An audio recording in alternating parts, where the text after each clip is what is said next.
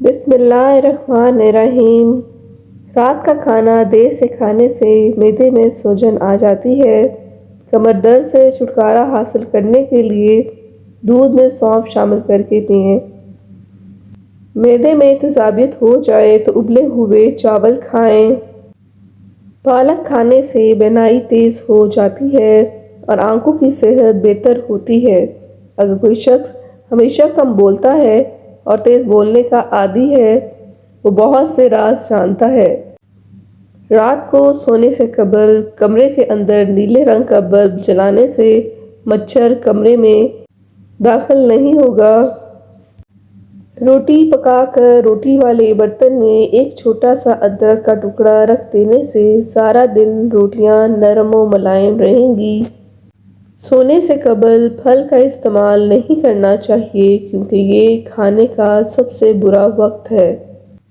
سونے سے قبل کھجور کھانے سے پیشاب کی رکاوٹ دور ہو جاتی ہے۔ بکری کے دودھ میں شہد ڈال کر چہرے کا مساج کرنے سے رنگ نکھر جاتا ہے۔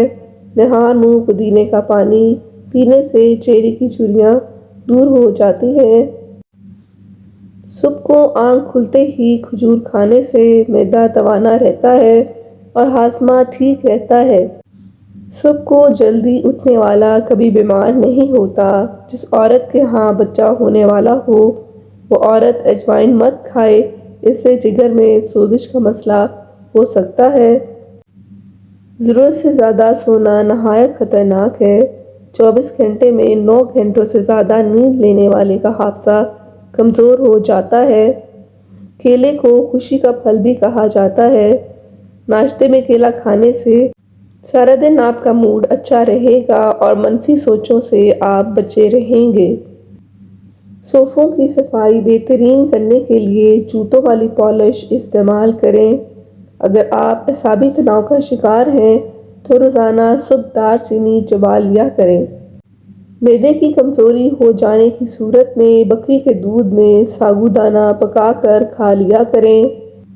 سر کے بالکل درمیان والی جگہ پر 2 منٹ دبانے سے بلڈ پریشر کا مسئلہ نہیں ہوتا اور آپ سکون محسوس کرتے ہیں۔ جو دوپہر کے وقت کالا نمک والا پانی پیتا ہے، اس کا معدہ اور جگر کبھی خراب نہیں ہوں گے۔ خارش، پھوڑے اور پھنسیوں والے مریض روزانہ 5 عدد موسمیاں کھائیں اور اس موذی مرض سے چھٹکارا حاصل کریں۔ یہ ٹوٹکا کم از کم دن میں 10 دن تک جاری ضرور رکھیں۔